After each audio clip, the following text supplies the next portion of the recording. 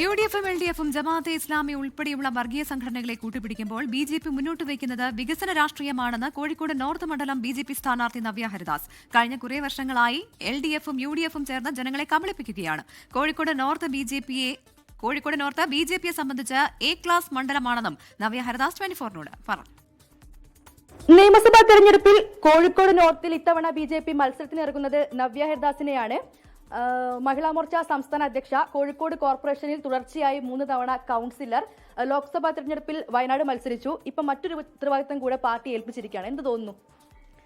വളരെയധികം സന്തോഷമുണ്ട്. കാരണം വലിയൊരു അംഗീകാരമാണ് പാർട്ടി തന്നിട്ടുള്ളത്. ആ ഒരു വിശ്വാസത്തിൽ, എന്നിൽ അർപ്പിച്ചിരിക്കുന്ന വിശ്വാസത്തിന് നന്ദി അറിയിക്കുകയാണ് ഈ റിസൾട്ട്. തദ്ദേശ തെരഞ്ഞെടുപ്പുണ്ടായ വിജയമാണോ നവ്യദാസിന്റെ ആത്മവിശ്വാസം?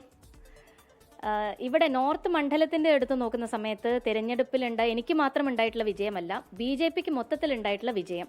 കാരണം 7 കൗൺസിലർമാരെ ഈ മണ്ഡലത്തിൽ നിന്ന് വാർത്തെടുക്കാൻ സാധിച്ചിരിക്കുന്ന ഒരു BJP ജനങ്ങളുടെ പിന്തുണ എത്രത്തോളം ശക്തമാണ് എന്നുള്ളതിന്റെ ഏറ്റവും വലിയ ഉദാഹരണം തന്നെയാണ്.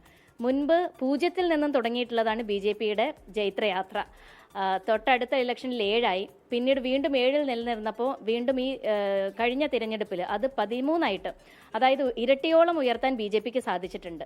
അപ്പോൾ BJPയുടെ കൗൺസിലർമാർ വന്നിട്ടുണ്ടെങ്കിൽ, ജനപ്രതിനിധികൾ വന്നിട്ടുണ്ടെങ്കിൽ തീർച്ചയായിട്ടും അതിന്റെ ഉപകാരം ജനങ്ങൾക്ക് ലഭിക്കുമെന്നുള്ളതിന്റെ വിശ്വാസത്തിന്റെ അടിസ്ഥാനത്തിലാണ് പൊതുജനങ്ങൾ BJPയെ നെഞ്ചിലേറ്റിയിരിക്കുന്നത്. കോഴിക്കോട് BJP സംബന്ധിച്ച് തുറുപ്പുചീട്ടാണെന്നുള്ളതാണോ? തീർച്ചയായിട്ടും ആ ഒരു തുറുപ്പുചീട്ട് തന്നെയാണ്. ഈ മണ്ഡലം എ ക്ലാസ് മണ്ഡലമാണ്. ഈ മണ്ഡലത്തിൽ പരിപൂർണമായിട്ടുള്ള വിജയ പ്രതീക്ഷയുമായിട്ടാണ് BJP മത്സരിക്കുന്നത്. ലോകത്തെവിടെയായാലും ഏത് സമയത്തും 24 വാർത്തകളും ഓഗ്മെന്റഡ് റിയാലിറ്റി പാക്കേജുകളും എക്സ്പ്ലെയിനറുകളും വിശദമായി കാണാൻ ഞങ്ങളുടെ YouTube ചാനൽ നിങ്ങൾക്ക് സബ്സ്ക്രൈബ് ചെയ്യാം.